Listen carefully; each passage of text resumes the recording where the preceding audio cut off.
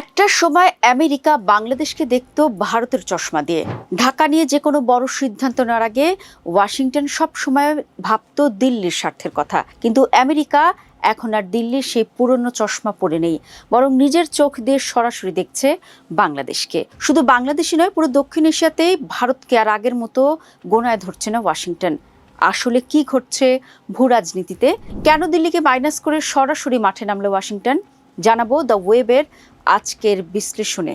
দর্শক, গত 2 দশকে বিশ্ব রাজনীতিতে আমেরিকার সবচেয়ে বড় মাথা ব্যথার কারণ হয়ে দাঁড়িয়েছে উদীয়মান পরাশক্তি চীন। এশিয়ায় বেইজিংকে টেক্কা দিতে আমেরিকার একজন শক্তিশালী ও বিশ্বস্ত সঙ্গী দরকার ছিল, আর সেখানে ভারতের চেয়ে ভালো বিকল্প ওয়াশিংটনের কাছে ছিল না। ফলে দক্ষিণ এশিয়ায় দিল্লির একচ্ছত্র প্রভাবকে আমেরিকা একরকম মেনে নিয়েছিল। বাংলাদেশ প্রসঙ্গে হচ্ছে স্বাভাবিকভাবেই ওয়াশিংটনের এই সরাসরি মাঠে নামাটা দিল্লি খুব একটা স্বস্তির সাথে দেখছে না।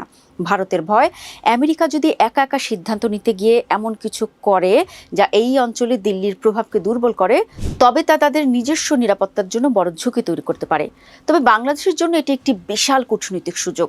যখন কোনো পরাশক্তি অন্য কোনো দেশের উপর নির্ভর না করে সরাসরি আপনার সাথে কথা বলে, তখন আলোচনার টেবিলে আপনার দর কষাকষির ক্ষমতা অনেক বেড়ে যায়। বাংলাদেশ এখন আর কোনো আঞ্চলিক শক্তির প্রভাব বলয় হিসেবে নয়, বরং একটি স্বাধীন ও সার্বভৌম সত্তা হিসেবে আমেরিকার সাথে সরাসরি নিজের স্বার্থের কথা বলতে পারছে। আন্তর্জাতিক রাজনীতিতে চিরস্থায়ী বন্ধু বা শত্রু বলে কিছু নেই, আছে চিরস্থায়ী স্বার্থ। আমেরিকা খুব ভালো করেই বুঝতে পেরেছে, ঢাকার সাথে বন্ধুত্ব করতে হলে দিল্লি নয়, সরাসরি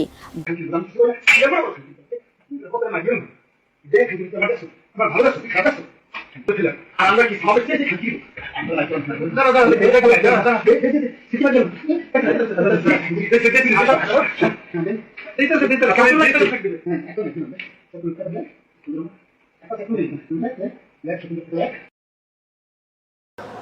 অন্ডকোষ এমনভাবে চেপে ধরছে আমার শ্বাসরোধ হয়ে যাওয়া, মারা যাওয়ার উপক্রম হয়েছে। এরপর আমাকে চেয়ার থেকে ফেলে দেয়, আমি নিচে ফেলাই, আমার বুকে পাড়া দিয়ে ধরে, গলা পাড়া দিয়ে ধরে। আমি যদি ওখানে বলতাম,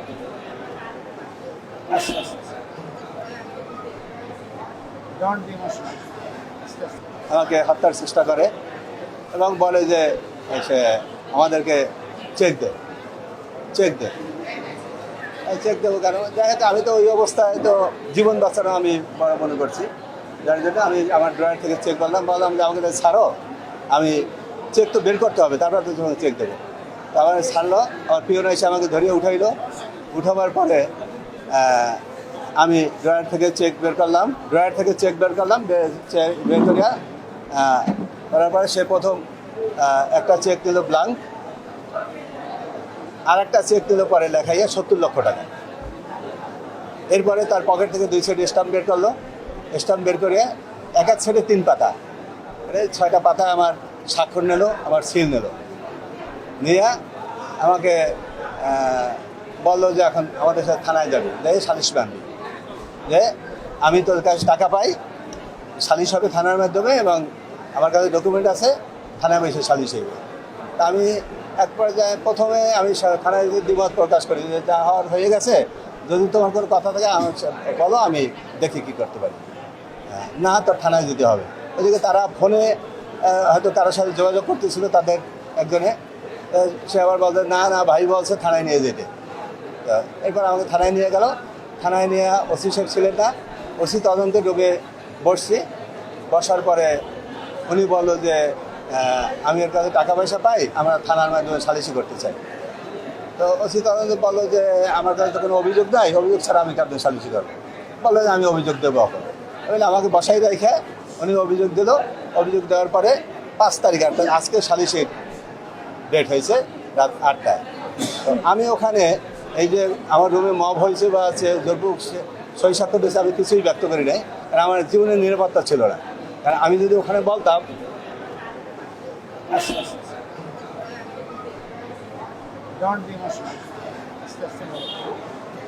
তারা থানায় হয়তো আমাকে মব করতো, সেই ভয় আমি ওখানে কিছু বলি নাই।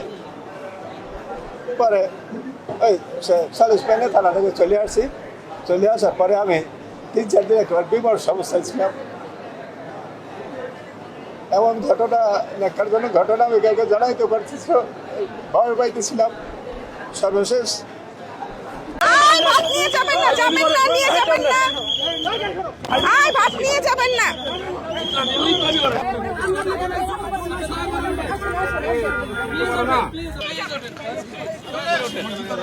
প্রত্যেকটা স্কুলের বাইরে বাইরে হকার, এটা শুধু আমার একা সমস্যা না। ওনাদের জিজ্ঞেস করেন আমি কি অপরাধ করেছি, আমি বিচার চাই। কেন আমাকে নিয়ে যাওয়া হচ্ছে, আমি বিচার চাই। 10 টাকা ভাতের প্লেট, 10 টাকা ভাতের প্লেট, আলু ভর্তা, ডাল ভাত।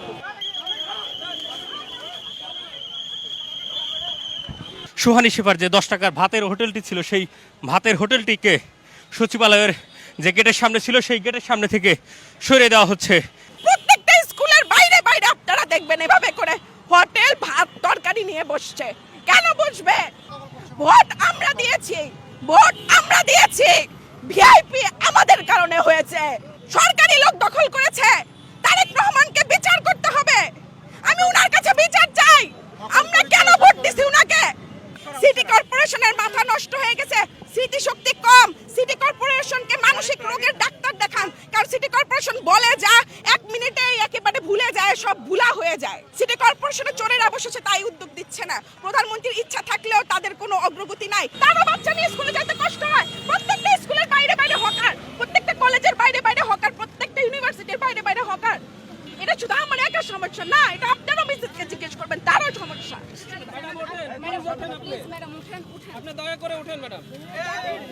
না, আমার ভাতের পাতিল এনে দাও, আমার ভাতের পাতিল, আমার ভাতের পাতিল এনে দাও, আমার ভাতের পাতিল এনে দাও।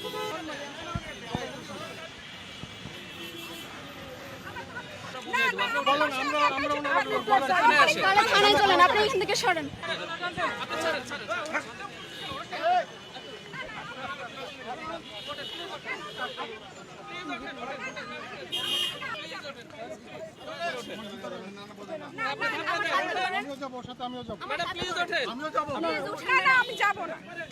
আমরা দেখছি এই মুহূর্তে সুহানা শিফাকে পুলিশের যে গাড়ি রয়েছে সেই গাড়িতে তোলার জন্য চেষ্টা করা হচ্ছে এবং তিনি কিন্তু উঠতে অস্বীকৃতি জানাচ্ছেন।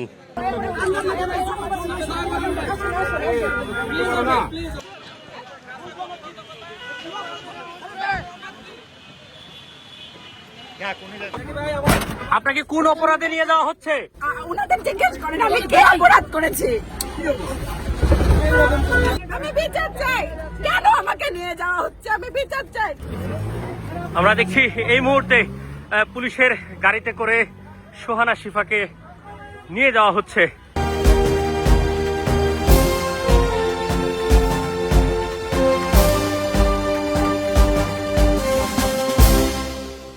আমি বিচার চাই। কেন আমাকে নিয়ে যাওয়া হচ্ছে, আমি বিচার চাই।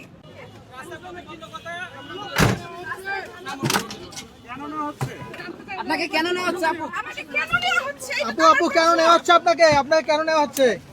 আমাকে কেন নেওয়া হচ্ছে, আমি কি করেছি? ডানে ডানে ডানে আপু, এদিকে আপু, ডানে ডানে। অবৈধ নির্বাচনে করে মামলা দিয়ে দূরে মুখ অবৈধ দূরে মুখ বিএনপি আমার ক্ষতি করতেছে না, এই বিএনপি লাগে দূরে মুখ। আপনি গলাকে করলে নাচমু আর বিএনপি লাগে দৌড়া মুখ, এটা করেন না। ঠিক আছে, সবাই ঠিক আছে।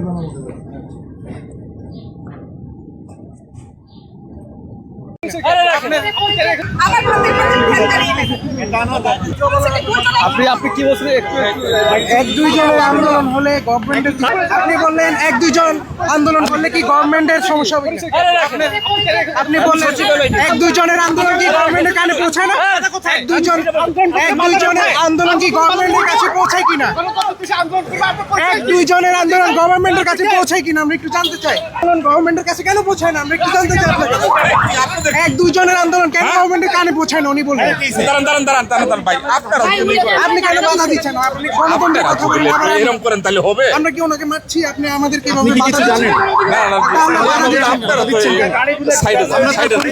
আপনি বললো সরকার এক দুইজনের আন্দোলন সরকারের কানে পৌঁছায় না, মানে আপনি বলেন কেন সরকারের কানে পৌঁছায় না?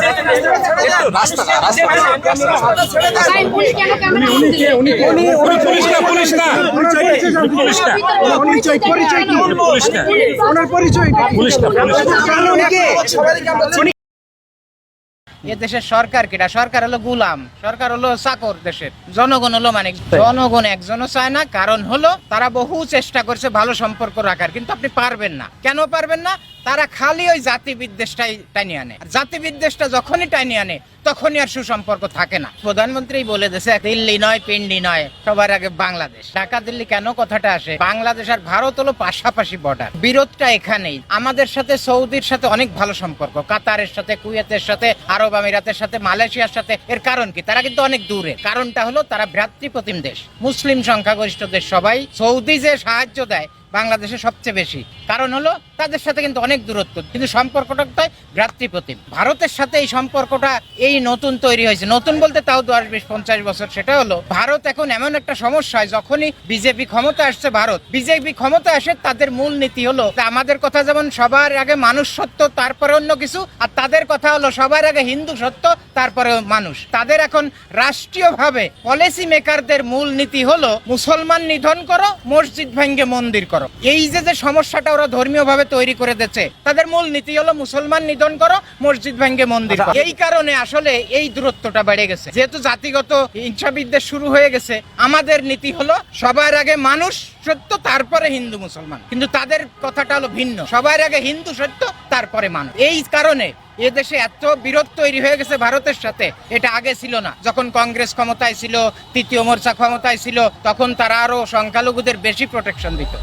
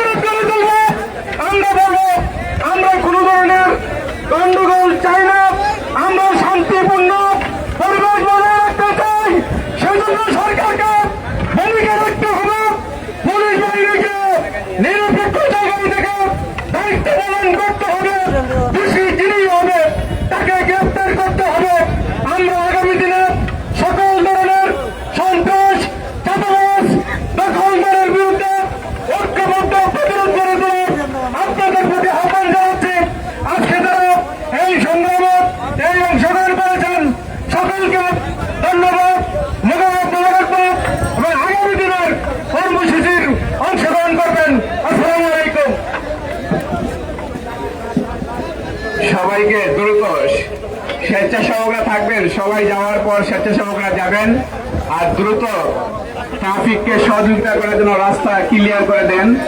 পতাকাগুলা সবাই সুনির্দিষ্ট জায়গায় পতাকার যেন অপমান না হয়, সুন্দরভাবে সাজিয়ে জামাত ইসলাম তোমার মতো সান্দাবাজ পালে না। এই শুনে রাখো মাথামোটা মূর্খ রাজনৈতিক দলের নেতারা, জামাত ইসলাম তোমার মতো ধান্দাবাজ পালে না, টেন্ডারবাজ পালে না। জামাত ইসলাম যাদেরকে পালে তারা এক একটা উহুদ এবং বদরের মতো সেনাপতির দায়িত্ব রাজপথে পালন করার ভূমিকা রাখতে পারে। ওই কর্মীগুলাই জামাত বাছাই করে। অতএব জামাত যাদেরকে আজকে সাজাচ্ছে মাঠ পর্যায়ে, জামাত ইসলামের যে নেতা কর্মী, এরা এক একটা তোমাদের জন্য জমদূত হিসাবে রাজনীতির মাঠে ভয়ঙ্কর ভাবে আগামী দিনে আত্মপ্রকাশ করবে। অনেক সময় আমাকে বলা হয় জামাতের দালাল। খোদার কসম ভাই, আমি জামাতের কোনো কর্মীও না, আমি জাস্ট সুশীল বাবুদের মতো কথা বলি। আজকে আপনাদের কাছে একটা চূড়ান্ত সত্য বলি, বাংলাদেশ জামাত ইসলাম যদি 1971 সালে স্বাধীনতার বিরোধিতা করতে গিয়ে রেজাকারের তকমা গায়ে দিয়ে শাস্তির মুখোমুখি হতে হয়, আজকে যারা ভারতের দালালি করছেন, বাংলার মাটিতে একদিন ভারতীয় রেজাকারের বিচার হবে। এই হকার সাইফুল চ্যালেঞ্জ করলাম, আপনি পাকিস্তানি রেজাকার বলেন জামাতে ইসলামকে, আজকে আপনি কেন ভারতের দালালি করেন? মাওলানা ভাসানী কি বলেছিলেন? মাওলানা আব্দুল হামিদ খান ভাসানীকে তো আপনারা সবাই চিনেন, বাংলাদেশের প্রাণভোমরা, যার নেতৃত্বে বাংলাদেশ স্বাধীন হয়েছিল। সেই ভাসানী সাহেব বলেছিল, ফিন্ডি থেকে আমি দেশটাকে মুক্ত করেছি, পাকিস্তান থেকে আমি দেশটাকে মুক্ত করেছি, দিল্লির গোলামি করার জন্য নয়। এটা ভাসানী সাহেব পরিষ্কার করেছেন। আপনি কি ভাসানীর চাইতে বড় আওয়ামী লীগের হয়ে গেছেন যে ভারতের দালালি করছেন? দেখেন নাই ভারতের দালালি করার কারণে আওয়ামী লীগ গাট্টি গোট্টা গোল করে পালন লাগছে। অতএব যদি ভারতের দালালি আওয়ামী লীগ না করতো, আওয়ামী লীগের একটা সুল ছেলার ক্ষমতা এই দেশে কারো ছিল না। আমরাই আওয়ামী লীগের এক একটা সৈনিক হিসাবে দাঁড়ায় যেতাম শেখ হাসিনার জন্য ডাল হিসাবে। আমি আজকে বলতে চাই, জামাত ইসলামকে কথায় কথায় গালি দিচ্ছেন। 5 আগস্টের পরে জামাত কোন জায়গায় সাদাবাজি করেছে ওপেনলি ক্যামেরার সামনে? জামাত কোথায় কোথায় আওয়ামী লীগের বাড়িতে অগ্নিসংযোগ করেছে? কোন কোন জায়গায় জামাত দর্শন করেছে? একটা দাঁড়িয়ালা লোক, একটা মাথায় টুপি শয়তানও থাকতে পারে, ওই লোকটা মেয়ে দর্শন করে, আর কিছু কন্টেন্ট ক্রিয়েটর আর খুচরা ইউটিউবাররা এরা লেখেতে জামাতের আমির মেয়ে নিয়ে ধরা খাইছে। আল্লাহর গজব পড়বে আপনাদের উপরে। আপনারা প্রকাশ করেন ওই আমিরের বাপের নাম, ওর নাম, ও ওয়ারের নাম সব দেন, এরপরে আমরাও জামাতের বিরুদ্ধে কথা বলুন। ঢালাওভাবে গুজব ছড়াচ্ছেন সোশ্যাল মিডিয়ায় জামাত ইসলামকে হেয় করার জন্য, আপনাদের অপরাধকে ঢাকার জন্য। আরে ভাই, জামাত তো সরকারে নাই, জামাত এখন বিরোধী দল। আজকে কথায় কথায় জামাতকে গালি দিচ্ছেন কেন?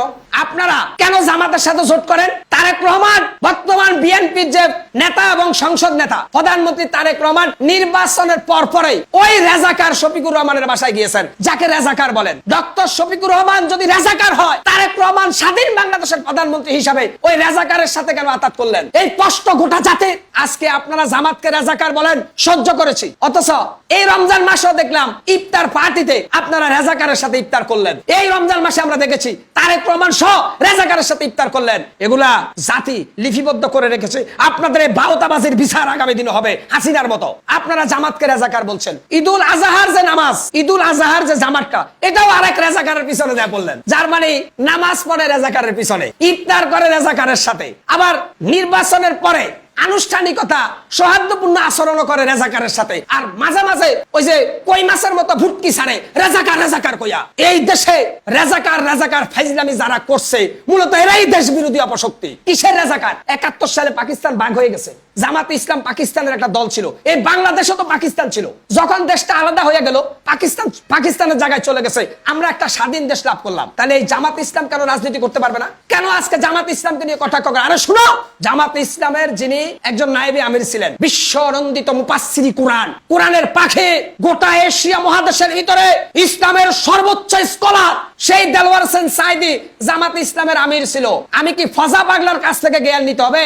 আজকে আমাকে রাষ্ট্রদ্রোহী মামলা যদি বিএনপি দেন, এই যে হাত উঁচু করে রাখছি, হ্যান্ডকাপ পরান, ফজলুর রহমান এখন কি কিশোরগঞ্জের এমপি। আমি আজকে চ্যালেঞ্জ করে সারা বাংলাদেশের মানুষকে বলছি, এই ফজলুর রহমান একটি মানসিক প্রতিবন্ধী পাগল রয়ের এজেন্ট, আমাকে গ্রেফতার করেন আপনারা। দুঃখ লাগে ভাই, এই ফজলুর রহমান জুলাই আন্দোলনকে কটাক্ষ করে, এই ফজলুর রহমান দেলওয়ার হোসেন সাইদিকে কটাক্ষ করে, এটা মেনে নেওয়া যায় না। আজকে জামাতে ইসলামকে নিয়ে যারা ষড়যন্ত্র করছো, মনে রাখবা জামাতে ইসলাম বাংলাদেশের মাটিতে এমন ভাবে প্রতিষ্ঠিত হবে, ওই দিন সকল ভারতীয় রাজাকারের এই দেশে সর্বোচ্চ শাস্তি হবে। আজকে আজকে তোমরা যারা এই যে মুক্তিযুদ্ধের বয়ান তুলছ, জামাতকে রাজাকার বলছো, ওই মিয়া খবর রাখো, বাংলাদেশের প্রতিটি ঘরে ঘরে জামাতের সৈনিক তৈরি হয়ে গেছে। মনে রাখবা, জামাতে ইসলামকে নিয়ে পাইজলামি করবা না। জামাতে ইসলাম তোমাদেরকে এখন আদার দিচ্ছে, আদার। সময় মতো বর্ষি টান মারবে জামাত। এই শহীদি কাফেলা যেদিন জামাত ইসলাম ঘোষণা করবে 5 আগস্টের চাইতো 70 গুণ তেজস্ক্রিয়তা লাভ করবে, ওইটার নাম হবে ইসলামিক স্টেটের বিপ্লব। সেই বিপ্লবে রাম বাম হিন্দুত্ববাদী দালালেরা তুলার মতো উড়বা। সেই সময় আসছে। দিল্লি না ঢাকা এই স্লোগান দিয়া কেন ইন্ডিয়ান ভিসার জন্য লাইন ধরিছে, বাকশালীরা এই যুক্তি দিতেছে। এর ইচ্ছা কইরা স্লোগানের অর্থ বিকৃত করছে।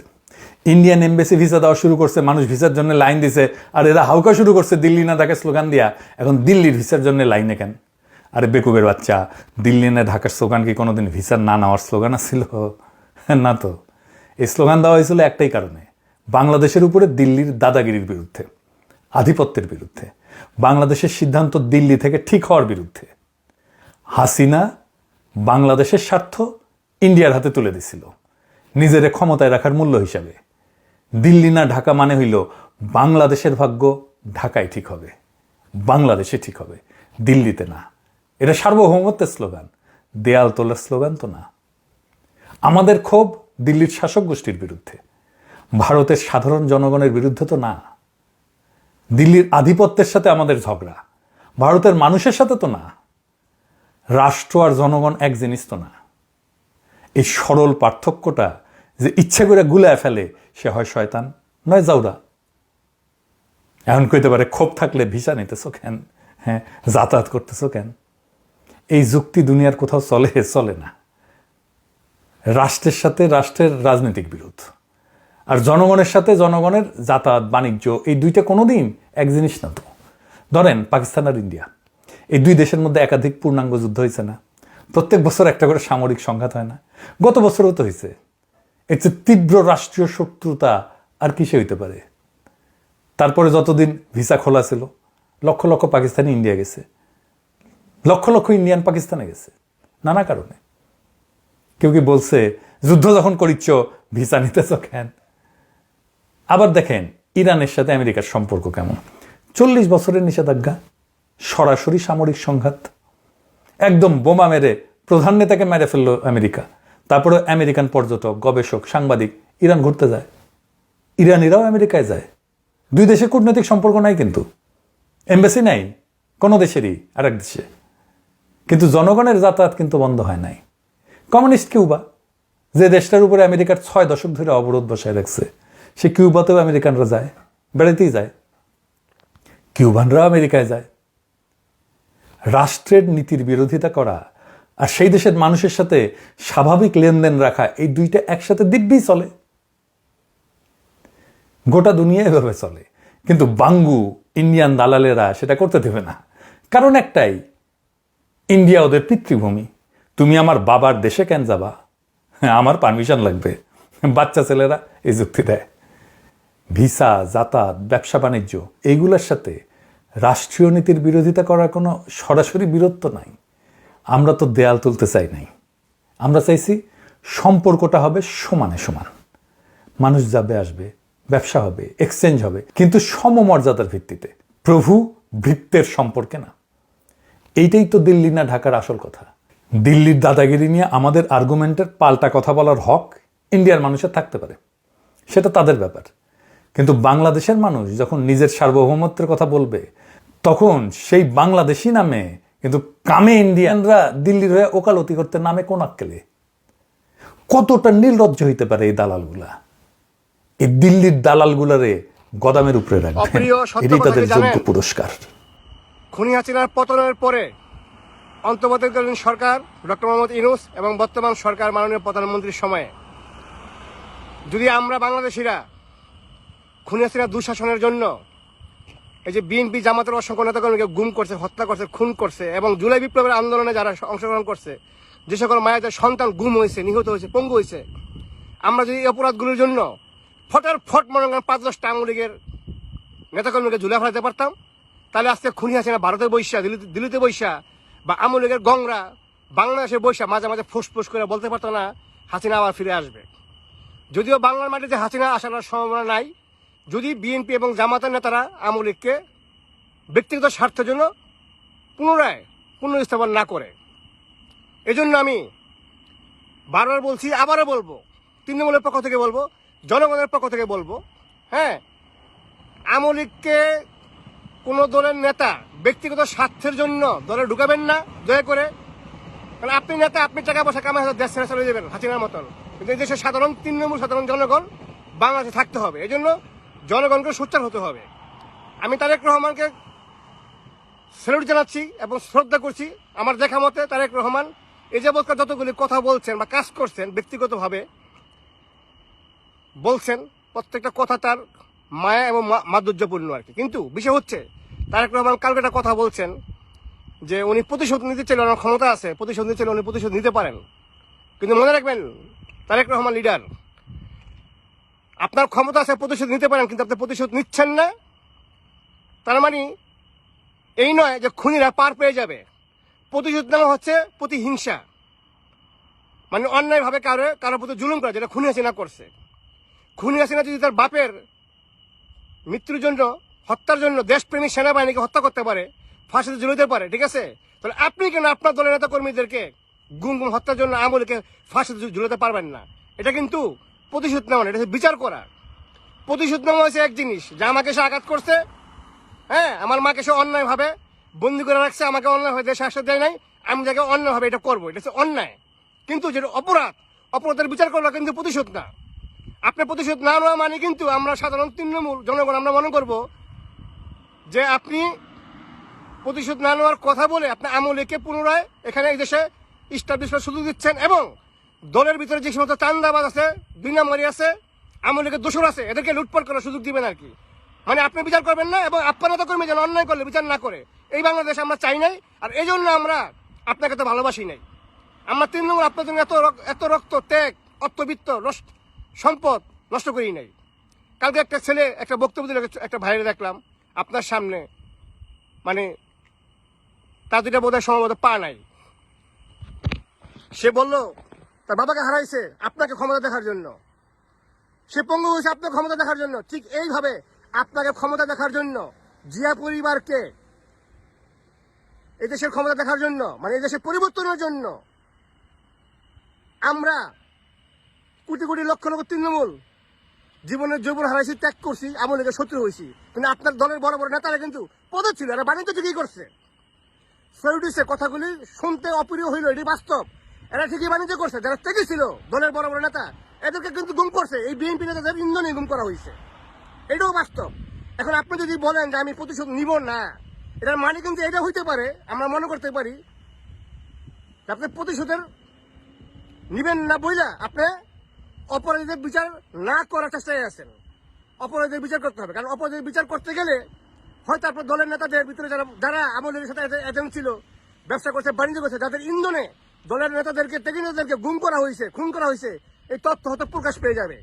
বিষয়টা কিন্তু এমনও হইতে পারে, কিন্তু আমরা সেটা আপনাকে চাই না। কারণ আমার ব্যক্তিগত একটা ওপিনিয়ন সবসময় ছিল, এখনো আছে, যে বাংলাদেশে এই যে বোধকার যত রাজনীতিবিদের জন্ম হয়েছে, হ্যাঁ, আপনার ব্যাপারটা একদম ভিন্ন। কারণ আপনি পূর্বাসে ছিলেন প্রায় অনেক বছর, একটা উন্নত দেশে ছিলেন, আপনি সেখান থেকে অনেক কিছু শিখছেন।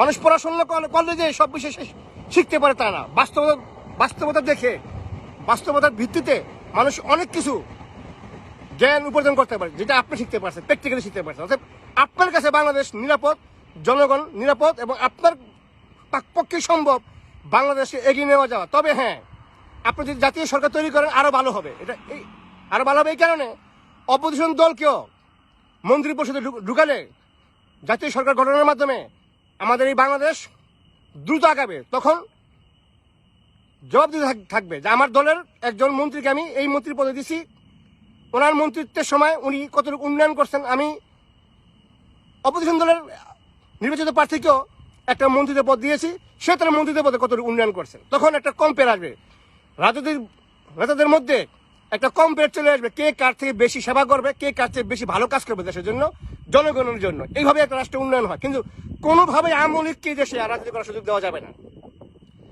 আপনার মোটামুটি বয়স হয়েছে, মানুষকে কখন মারা যায় বলা যায় না, তাই না?